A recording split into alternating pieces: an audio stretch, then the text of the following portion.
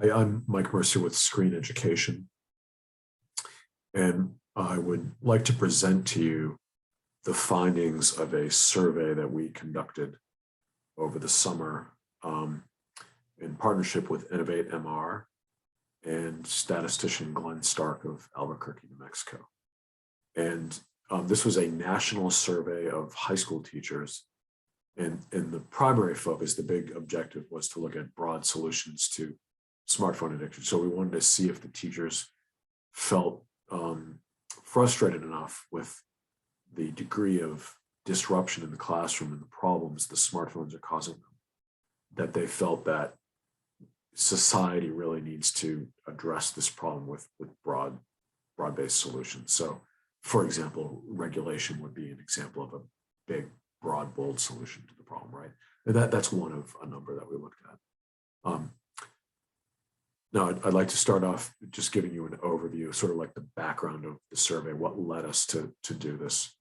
If you look at point number one, Americans have been really concerned about smartphone addiction since the news media began reporting on it in 2017. So it's really been 5 years, right? And 2017 was sort of a breakout year. That's the year that all of a sudden there were like a number of key books published about it, including Jean Twenge's iGen was published that year in, I think, August. That was also a year that a number of tech and social media executives came out and said, yes, we know that we're causing problems. We were doing it intentionally. And by the way, we don't let our own kids use social media for that reason, right? So my point here is that 2017 was this big breakout year where all of a sudden it was this big agreement like, oh, smartphone addiction is a problem. Yet it's been that long and nothing's been done, right? Point number two, our prior research, so prior to this survey I'm going to walk you through today, had found that it has a deleterious effect on the school environment. And, we've done a lot of qualitative research with schools. We've done a lot of speaking at schools and speaking at conferences that teachers and administrators attend. And it's a huge problem that they've been complaining about for these 5 years, right? And again, nothing's been done about it. Point number three, our research has actually found over the five or 6 years we've been doing it. By the way, we started doing research on this issue in 2016, so it was a year before the big breakout in 2017. So we've been doing research on this issue for 6 years now. But we found that young people there's no question, they're very frustrated. They know they're addicted to their phones. And they're very frustrated by it. And they really have a deep wish to control it, but they can't. So we've actually found in prior research that about usually 65 to 69% of young people will say, I wish I had a greater ability to control my phone use, but I can't. On the right, point number four, so the point there is that despite the fact that teachers are frustrated by this, it's a big problem in the classroom, young people are frustrated by it. We also know from our research it's a huge problem in the workplace with people admitting to spending about 2 hours a day on their phones. So despite all this, nothing's been done to address the problem. So we are in many ways squandering our nation's human potential in order to spend a lot of time on watching videos and playing games and using social media. And everyone's frustrated by it and no one's really doing anything about it. So that led us to point five. So we wondered, looking at high school as an important environment, right, where it really would be helpful to address the problem. Are teachers sufficiently fed up with this that they're hungry for bold, broad-based solutions? And that's the main focus of the survey. So the primary objective is to get a reaction from high school teachers to a bold, broad set of solutions to smartphone addiction. And we had a number of secondary objectives. Number one, we wanted to determine the extent to which high school teachers believe smartphone addiction among the students is a problem. So how big, can they characterize or quantify how big a problem this is? Two, we want to understand the teachers' views of the negative consequences of smartphone addiction among their students. So what we're basically saying there is, how much of a problem, what types of problems do teachers feel the smartphone addiction is causing? Point number three, we want to understand teachers' level of concern. We want to quantify their concern. So we know from our qualitative research, this is a huge issue, but we want to see just how big. So we get into that. And then number four, we want to understand the degree to which teachers believe students actually desire assistance in addressing the smartphone addiction. So I mentioned a moment ago that kids know that they're addicted. They're frustrated by it. They wish they could control it, but they can't, right? And in many cases, they really want help. We just wanted to know, since teachers spend 9 months out of the year every day with their kids, are they aware of the fact that students feel this way, that they're frustrated by the problem, would like help? I want to give you just a little bit of background on the research team here. So I mentioned it was a partnership between Screen Education and Innovate MR and statistician Glenn Stark, who's in Albuquerque, New Mexico. I've actually known Glenn for 4 or 5 years now. We've worked together on a lot of projects. Innovate MR is a market research panel provider. So they basically maintain panels or communities or lists or groups of people who are willing to participate in surveys. So if you want to do a survey, you can go to them and they will find people who fit your criteria to complete the survey. So we partner with them. These are the people that contributed to the project. Rahul Bhatnagar at Innovate MR, Sheetal Gupta at Innovate MR, myself, Brittany Nichols at Innovate MR. I mentioned Glenn Stark out of Albuquerque. Molly Strawn, she's with Innovate MR, and then Lisa Walding Brown, she's currently the CEO. She was promoted a couple months ago. But prior to that promotion, she was involved in this project too.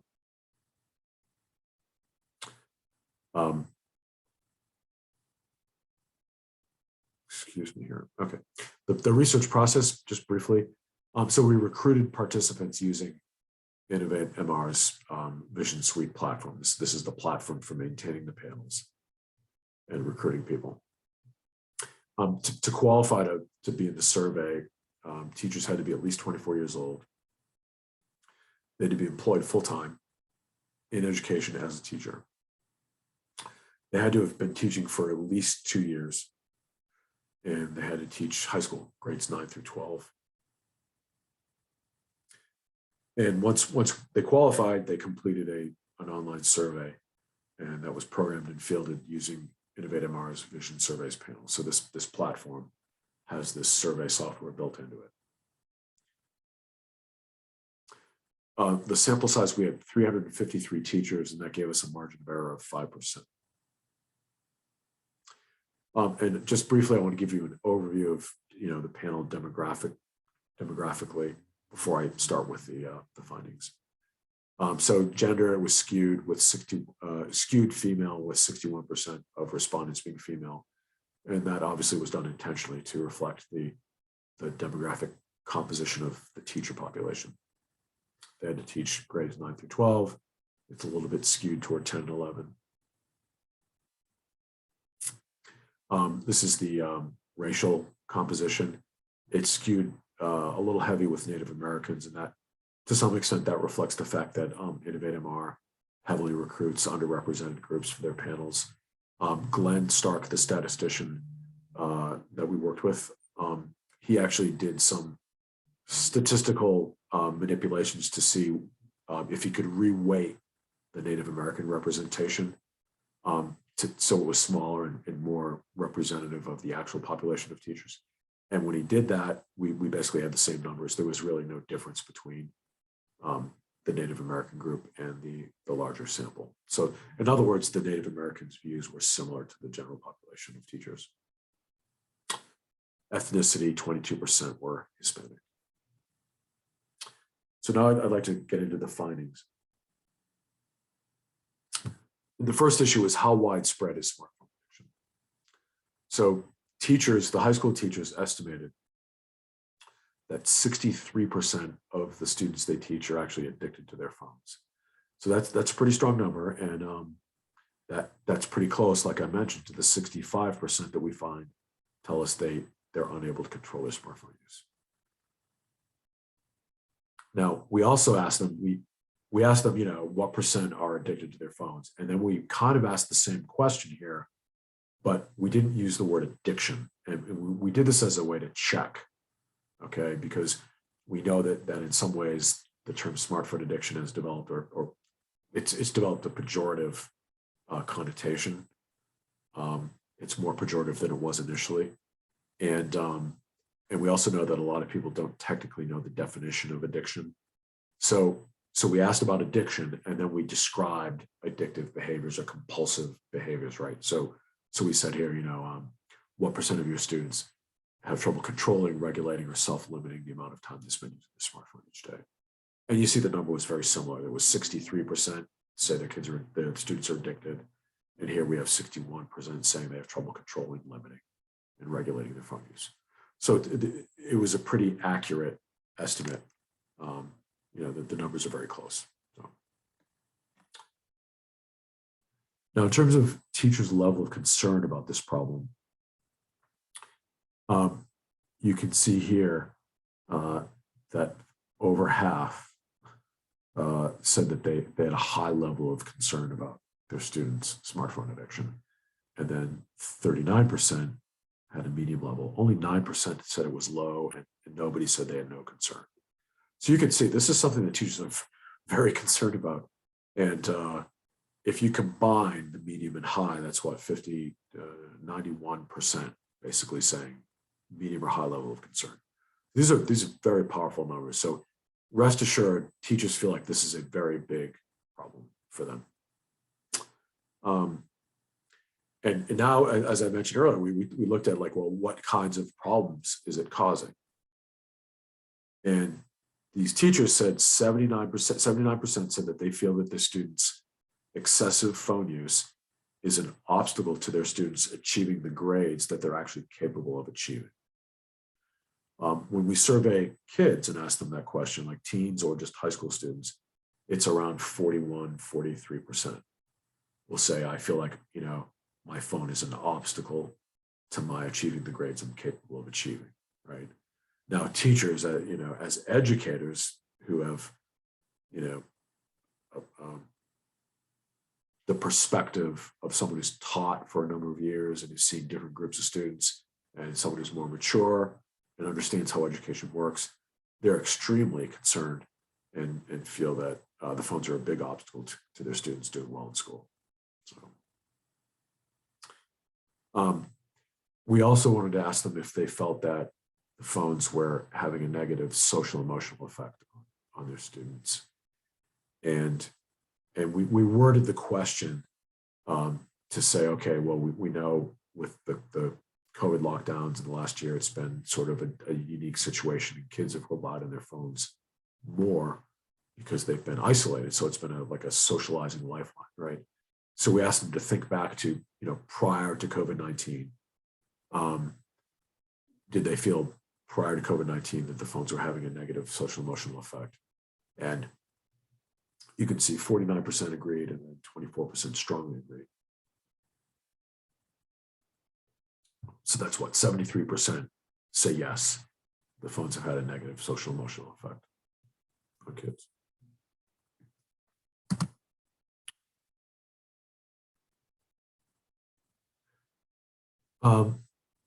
And then we asked the teachers, do you feel that your students' excessive smartphone use impedes your ability to accomplish what you want to accomplish with them? And you'll see here, 42% agree and 25% strongly agree. So that's 67% say yes. The phones are an impediment to me accomplishing my goals as a teacher with my students. And then we asked an open-ended question and asked, how is it an impediment? What's it doing? And I've got a sampling of responses here I want to share with you. And you'll see teachers are very troubled by this. It's really having a really negative effect. So you see on the left there, kids are really distracted and it seems like they never care about anything else. Below that, as far as children with no self-discipline are concerned, mobile phones are the main culprits leading to their failure to complete tasks. So they say it's the main culprit. The third one on the left side, everyone likes to watch something that has nothing to do with study. It has a great influence. On the right, smartphones have a huge impact on students' ability to complete tasks. And below that, I never seem to have their full attention. It's easy to tell a teacher to just take the phone, but I have 175 students. A couple more comments here. When students have time to work, many waste time on their phones instead. So what this person is saying is when I give them time during class to do some work, like their homework or whatever, a project they have to get done, they just waste time on their phones and they don't do the work. Below that, many students text during class or use their phones and they pay little attention to the lesson. Below that, I have students put their phones up. If I have students put their phones away, they're upset and anxious. If I let them leave the phones out of their desks, they're distracted and preoccupied with the phone. So this teacher's saying you can't win because they're so addicted to the phone. On the right, I spend a ton of class time asking students to put the phone away and to focus. Below that, I spend too much time telling students to put their phones away, or even worse, the amount of time I spend with a student who refuses to put their phone away. After I call the principal to deal with the situation, I've lost 10 minutes of instruction time. So one of the key points there to notice is that some students refuse to put their phones away when asked by a teacher. And this the tone here is like it's a common thing, right? It's like a routine thing. And finally, I wanted you to get a full picture here. So last slide with comments, but in class, most will text, visit social media, play games, and even watch movies. And that's something that I've heard a lot with qualitative research. They'll say kids will actually watch movies in class. What they'll do is they'll go to Netflix and put the closed captions on, and they'll hold their phone below the desk and they'll watch the movie and read the dialogue. On the left side on the bottom, it creates a distraction that's almost impossible to combat. And on the right, there have been severe incidents of bullying with cell phone recordings. This bullying leaks into class time, and it's impossible to keep the attention of children concerned with bullying. So you get the picture, right? So this is a big, serious problem for teachers, and it's very frustrating for them. 68% of teachers believe some students are actually avoiding participation in some extracurricular activities because they prefer to spend time on their phones instead. So this is something we had learned about in some qualitative research that kids are saying, well, I really wanted to play a sport and I didn't because it would be time away from my phone. So we asked teachers about this, and we did a separate survey, excuse me, of students, high school students. And we asked the same question: have you ever decided not to participate in an organized extracurricular activity because it would have been like time away from your phone? And 35%, so just over a third, said yes. So you get the point here that from the teacher's perspective, it's having a negative effect on kids' overall potential, their ability to succeed, their grades, their social emotional status, and their participation in things other than using their phone. So now, overcoming the problem, 66% of respondents believe students who have trouble controlling their smartphone use wish they were better able to do so. So here, what we're trying to measure is, as I mentioned earlier, are the teachers aware, right, that the students know that they're addicted and they're frustrated by it, and 66% of teachers believe they are. Have any of your students ever tried to limit, control, or reduce smartphone use on their own initiative? Again, we just want to see if they're aware of this, because we know that kids have. We want to know if the teachers had any awareness of this, and you'll see 39% said yes, 26% said no, and then 35%, about a third, had no idea. They didn't know.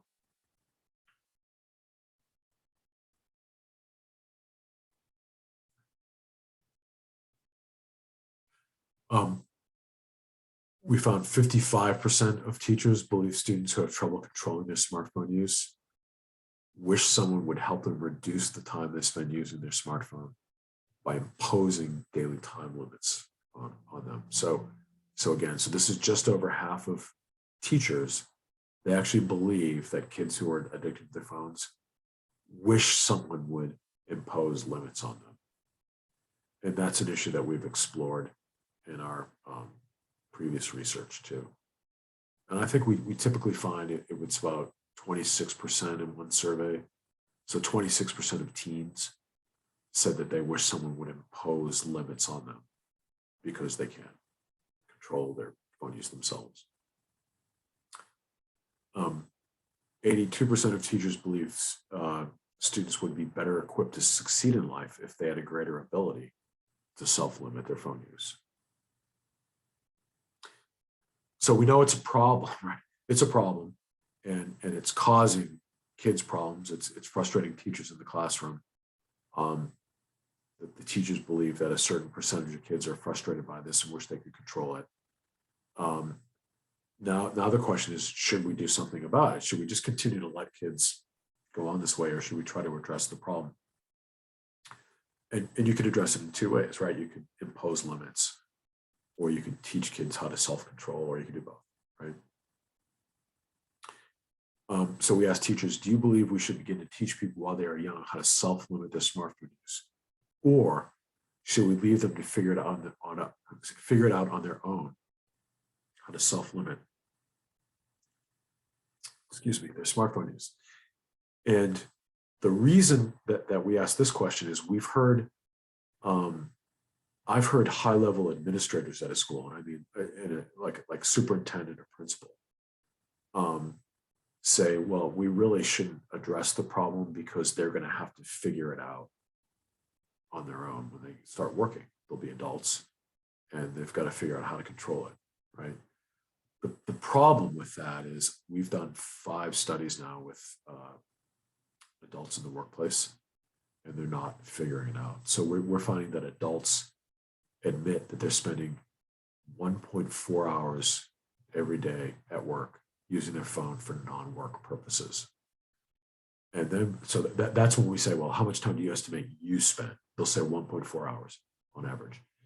If we ask them to estimate how much time the average person at their workplace is, so what's the environment? How much time on average are people spending? It's 2.5 hours. We've also asked managers how much time they say their employees spend on average, and they say 2.5 hours. So my point here is that we know adults are spending a lot of time on their phones for non-work purposes. And we also know from our research, about 74% say social media is the big distraction. So the point here is that although there are some people who believe we should let them figure it out on their own, we know from our research with adults in the workplace, they haven't figured it out on their own. It's a huge problem. So that's why I wanted to get teachers' take on it. Do you believe, should we start teaching people while they're young, or should we let them figure it out on their own, which they won't figure it out, right? So 86% of teachers said we should teach people while they're young to learn how to control their phone use. So now I'm getting into the final part of the presentation of findings, and that's the solutions. So I mentioned that the whole point here was to ask about bold, broad-based solutions to the problem. So I'll go through about 5 solutions we asked about. First of all, before I get to a solution, we did ask teachers, does your school have a policy disallowing the use of smartphones during class? And 66% said yes. But we know from our qualitative research that enforcement is a huge issue. And it's quite honestly, it's the same in the workplace. We know that it's kind of similar. I think it's like 50–60% of employees will tell us, yes, my company has a smartphone policy restricting phone use for personal reasons. But it's not really enforced. In the small percentage of instances, it's really enforced. For the majority of cases, it's not, which is why the average person is admitting to spending an hour and a half on their phone every day for non-work reasons, right? Now, on the right there, those respondents whose school has a policy estimates that only half the teachers at the school enforce the policy. And we know that creates, if enforcement's the key to this, if you have a policy, if it's not uniformly enforced, then it just creates all these tensions and conflicts in the school because the kids will complain, well, so-and-so doesn't make us put our phones away, right? And then those teachers get frustrated because they want to enforce the policy, but the ones who aren't enforcing it make it impossible. So, but you can see it's a big problem, right? So, and 83% of high school teachers think that schools could be effective in helping students develop the ability to self-limit their screen time.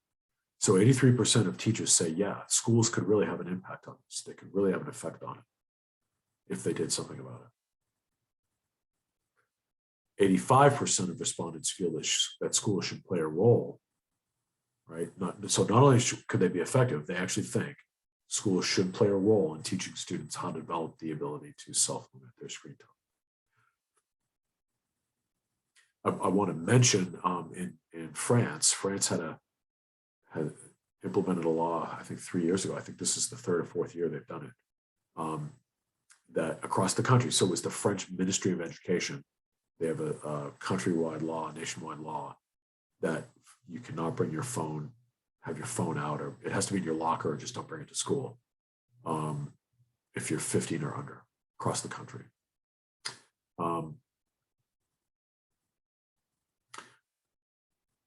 So this is the first big broad-based solution, right? We asked, should school systems, do you agree or disagree? School systems should educate students as they progress through each grade level about smartphone addiction in order to instill in them over time the ability to independently limit their screen time.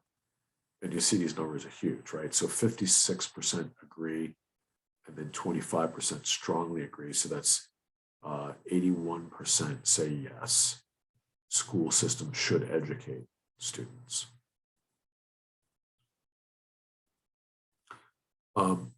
And then we asked about policy. We asked, should there be regulations requiring the companies that create the apps that are considered most addictive, like games, social media, streaming video? So should there be regulations requiring them to place daily time limits on young people in order to help reduce their daily screen time? And I actually got this idea from Senator Josh Hawley's bill, the SMART Act. Hawley was actually proposing in this bill that social media platforms be required to set a daily time limit of, I think it was 30 minutes. It wasn't just for young people, it was for people of all ages. So you see, 47% of teachers said they agree there should be regulations requiring daily time limits. And then 22% strongly agreed. And that combined, that's 69% say, yes, there should be regulations. We also looked at solutions, broad solutions that could be apps-based. So the idea would be the app is doing the work to help the young person gain control. So we asked, do you agree or disagree? The companies that create the apps that are considered most addictive, games, social media, streaming video, that they should place. So this is the same question, but it's without saying it should be a regulation. So it's just asking, do you think these companies should do this, right? Should they place daily time limits on young people in order to help them reduce their screen time every day? And we got pretty high numbers here. 44% agreed and 24% strongly agreed combined. That's 68% said yes, that social media companies should do this. And then this question is really about using AI.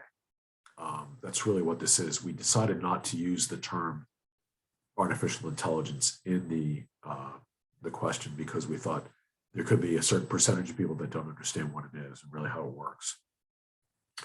So what we did instead was just describe the functionality that we envisioned, which would be implemented through AI. Okay, so we asked, imagine all smartphones had a built-in application that sensed when young people are using their smartphone in an addictive way. So it's going to sense the behaviors that are going on are compulsive, and it's their addictive behaviors, right?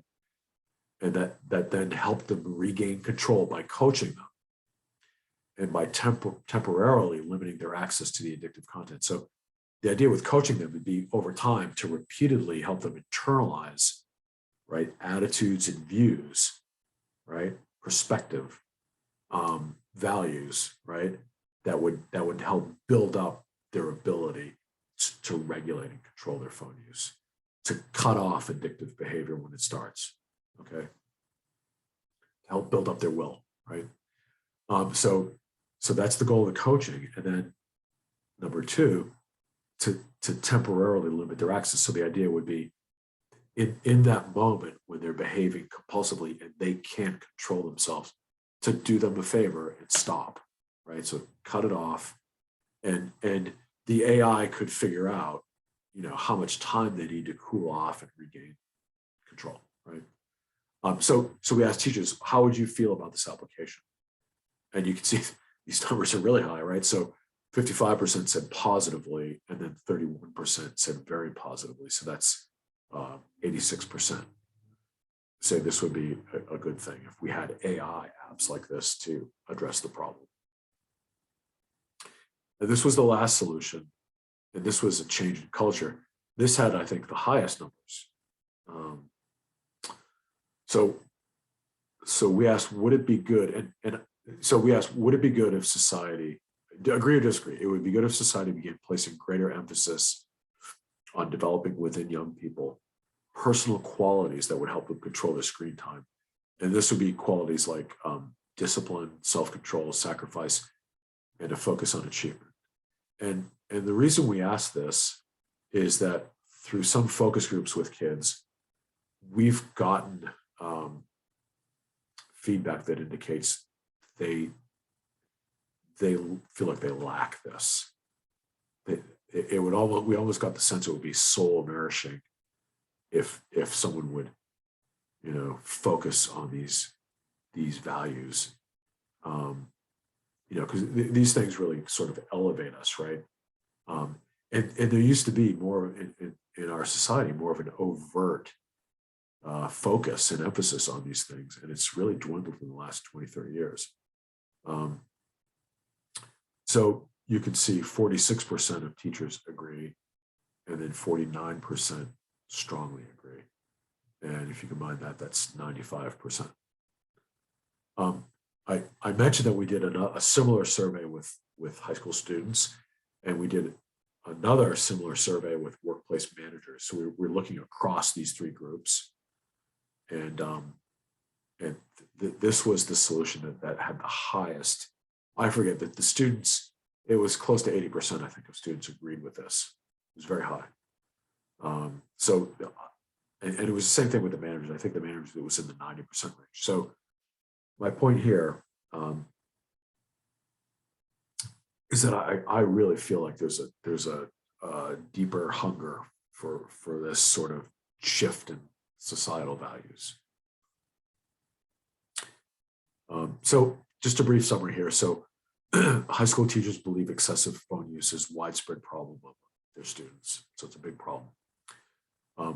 They believe their students' excessive phone use negatively impacts their academic performance, their social lives, and their involvement in extracurricular activities. The teachers believe that the students are frustrated by this excessive smartphone use and that they wish they could control it. And the teachers believe we should address smartphone addiction when people are young, rather than waiting until they're adults. The numbers were pretty high. They support organized, broad, bold initiatives that will impose limits on people's phone use, and then also help them develop the ability to limit their screen time. And number 6, the broad-based solutions that high school teachers support include the integrating integration of principles of digital wellness into the school curriculum, apps and apps features that assist in reducing smartphone use, regulatory approaches, and then a renewed emphasis on key cultural values that would assist in controlling smartphone use. And the implications to me are basically, number one, schools should develop a curriculum to teach students how to self-limit their smartphone use. Two, the apps providers, I really think they should get serious about doing something to help young people by limiting the time they can spend each day using their apps. If the, Silicon Valley, they know what they're doing. They've admitted it. And it seems like, the teachers are saying it's time, right, to do something about this. So it really would be a good thing if the Silicon Valley companies, tech companies could really step in and do something to help with this problem. I think this implies that, Josh Hawley's bill should be reconsidered. I think it should be revived. Now, the big challenge there is, does Congress have the will to go up against big tech? And obviously, if this bill was introduced in July of 2019 and it's dead, it doesn't look like it, but it really should. This should be looked at. This really should be looked at because of the severity of the problem. Number four, we should consider reviving traditional values that would help sort of reorient the culture around spending less time on smartphones and more time being productive. Have discipline, self-control, sacrifice, sense of sacrifice, sacrificing fun in order to do work, right? And a focus on achievement. So that's it. And you can feel free to contact me if you have any questions at michael.mercier@screeneducation.org. And then at my phone number is 513-535-7377. So thank you very much.